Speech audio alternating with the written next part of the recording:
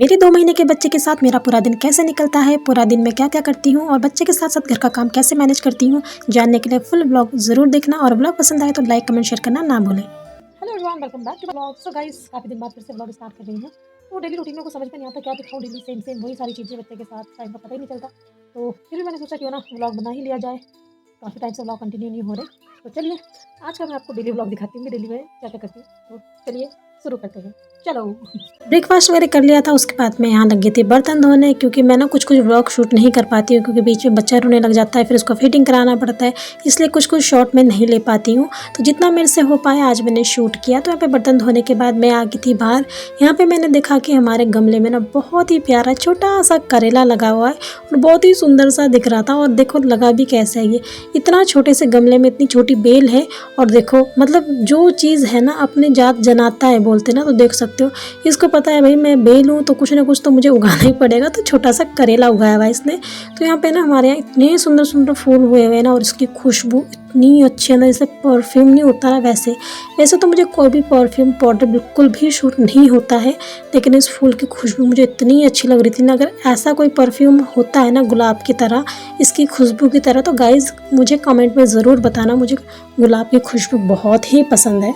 थोड़ी देर गार्डन में घूमने के बाद मैं आ गई थी रियांश के पास। तो रियांश भी सोया था तो ये उठ गया। फिर मैंने सोचा क्यों ना इसको फटाफट मालिश करके अच्छे से नहला देती हूँ, क्योंकि नहाने के बाद ना ये इतना रिलैक्स फील करता है ना। पहले शुरू में ना नहाते हुए बहुत रोता था क्योंकि ये ना पानी से डरता था, और अब ना इतने एंजॉय करता है ना नहाते हुए, पानी में खेलता है। अभी तो इतना छोटा है फिर भी पानी में खेलता है ये। तो मैंने फटाफट इसकी मसाज कर दी, उसके बाद इसको नहलाना था मैंने। तो यहाँ पर ये अभी खाना खुना वगैरह खा के ये अपने चली गई थी ड्यूटी में। तो यहाँ पर मैं आई थी पानी भरने के लिए, और मैं ना इसको मतलब रॉड के पानी से नहीं नहलाती, यहाँ पे गैस में पानी गर्म करती हूँ इसके लिए। थोड़ा सा ही तो लगता है बच्चे के लिए। तो पे पानी वगैरह मिक्स किया। यहाँ पे ना आइडिया लगाना बड़ा मुश्किल होता है, कभी थोड़ा गर्म कभी ठंडा हो जाता है, तो मैं ठंडा गर्म करती रहती हूँ। तो फाइनली पानी हो गया था। उसके बाद बारी थी रियांश को नहलाने की। शुरू में ना मैं बहुत डरती थी कि मैं इसको कैसे हैंडल करूँगी, कैसे सब कुछ मैनेज करूँगी, बच्चे को नहलाना, इधर उधर बहुत सी चीज़ें, बहुत डर लगता था। लेकिन जब अपने सिर पे पड़ती है ना कोई चीज़, तो दोस्तों पता भी नहीं चलता कि कब आपको वो सारी चीज़ें आ गया, कब आप सब कुछ सीख गए, पता ही नहीं चलता। इसलिए कहते हैं बुरा वक्त आना बहुत ज़रूरी होता है। बुरा वक्त ना बहुत कुछ अच्छा आपको सिखा के जाता है। तो इसलिए मैं यही कहूँगी सारी लड़कियों से जो नई नई मम्मी बनी हैं या फिर बनने वाली हैं, लड़कियों जैसे आपको लगे ना कि आप ठीक हो, करने लायक हो, तब से अपना बच्चा आप खुद ही संभालो। किसी के भरोसे मत रहो, किसी पे डिपेंड मत रहो बिल्कुल भी, क्योंकि लोग 2 दिन करते हैं ना और 4 दिन सुनाते हैं। इसलिए ठीक है, जब तक आपसे नहीं हो रहा, बिल्कुल आप उठने लायक नहीं हो, तब तो क्या ही कर सकते हैं। लेकिन जब आप उठने लायक होगे तब से आप अपना बच्चा खुद संभालो, क्योंकि दूसरे के भरोसे रह के कोई फ़ायदा नहीं है। लोग नहीं करते, 2-4 दिन सब करते हैं, उसके बाद कोई नहीं पूछता आप कैसे कर रहे हो, क्या कर रहे हो, कैसे हैंडल कर रहे हो, क्या क्या आपको दिक्कतें आ रही है, कोई एक बार देखता तक भी नहीं है। जब खुद पे बीतती है तभी ये सारी चीज़ें समझ में आती हैं। इसलिए ये मत सोचना कि हाँ ये हैं, वो कर देंगे, ये कर देंगे, कोई नहीं करता। 2 दिन करते हैं, 4 दिन करते हैं, उसके बाद सब कुछ खुद ही करना पड़ता है। मैं तो लड़कियों को यही सजेस्ट करूँगी, जब आप ना मेंटली, फिजिकली, इमोशनली और फाइनेंशियली बिल्कुल स्टेबल हो ना, तभी आप बच्चा करना, तभी आप बेबी करना।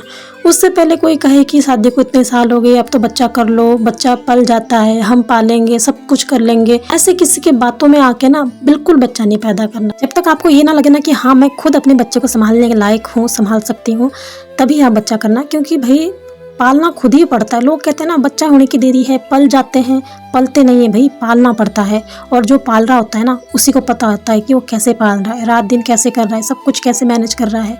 बोलने वाले को कुछ नहीं जाता। लोग 2 मिनट को प्यार जताते हैं, उसके बाद बोलते हैं ये लो तुम्हारा बच्चा खुद संभालो। तो इसलिए जब खुद को लगे कि हाँ हम संभाल सकते हैं, सब कुछ कर सकते हैं अकेले, तो ही बेबी करना। शादी को ये नहीं कि साल हो गया, 2 साल हो गया, हाय लोग बोलने लग गए, लोग ये करने लग गए, क्योंकि बच्चा तुमने पैदा करना है, दर्द तुमने सहना है, सब कुछ संभालना तुमने है, तो अपने हिसाब से फैसला करना। एज अ मॉम ये था मेरा एक्सपीरियंस जो मैंने आप लोगों के साथ शेयर किया। तो गाइस अब मैं धो रही हूँ कपड़े। जैसे बेबी सो जाते हैं ना उसके बाद घर के काम स्टार्ट हो जाते हैं।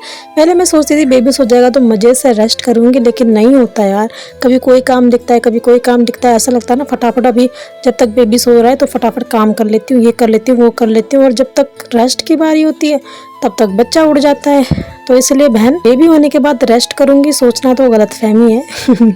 कुछ ना कुछ काम दिखता ही रहता है और सारा काम करते करते कब शाम हो जाता है पता ही नहीं चलता। सच कहूँ तो अभी ना मुझे दिन बार महीना कुछ भी नहीं समझ में आ रहा भाई। मतलब महीना शुरू हो रहा है और कब 27-28 तारीख आ रही है समझ ही नहीं आ रहा, ऐसे हो रहा है मेरे साथ। तो उसके बाद ऐसे करते कराते शाम हो गया था। उसके बाद मैं आ गई थी किचन में दाल रखने के लिए। तो भाई रोज रोज ने क्या बनाऊँ समझ में नहीं आता। हम औरतों की ना आधे से ज़्यादा ज़िंदगी तो यही सोचने में चल जाती है कि आज खाने में क्या बनाऊँ। तो मैंने आज बनाई थी माँ की धुली हुई दाल। वैसे कहते हैं आजकल ये वाली दाल नहीं खानी चाहिए इस टाइम पे, माँ की धुली हुई दाल, राजमा, ये सारी चीज़ें। लेकिन खाएं तो खाएं क्या, सब्जियों में भी क्या खाएं रोज़ रोज़, दाल भी क्या खाएं रोज़ रोज़, कुछ समझ नहीं आता। तो यहाँ पे मेरा बेबी बेचारा खेल रहा था नीचे और मैं यहाँ पे बना रही थी खाना। बच्चे को किचन में लेके आना पड़ता है, लेकिन क्या करना भाई, मच्छर मुच्छर भी काट देते हैं। पर अकेले कमरे में इसको छोड़ती हूँ ना तो यहाँ पे कई बार ना वॉमिटिंग कर देता है, तो एकदम से मतलब दूध ऊपर आ जाता है ना गले में इसके, तो सांस लेने में भी इसको दिक्कत हो जाती है। तो मुझे डर लगता है इसको अकेले छोड़ने में। तो यहाँ पे लेटे लेटे इसने सुसु कर दिया था। फिर मैं आ गई थी रूम में इसको चेंज करने के लिए। चेंज करने के बाद मैं इसको देख रही थी ना तो इसको नींद आ रही थी, तो मैंने इसको थोड़ी देर गोद में ले लिया और थोड़ा सा झूला वगैरह झुलाया, तो इसको फट से नींद आ गई और मैंने इसको यहाँ पे सुला दिया। बढ़िया है, किचन में मच्छर बहुत होते हैं तो मच्छर खा लेते हैं, तो अच्छा है कमरे में आराम से सोएगा।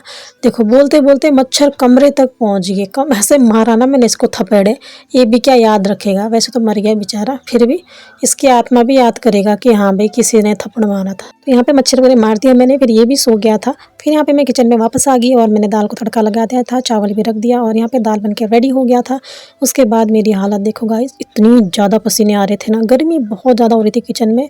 और खाना बनाते टाइम तो पता ही इस टाइम कैसे हाल होता है, सारी लेडीज समझ सकती है।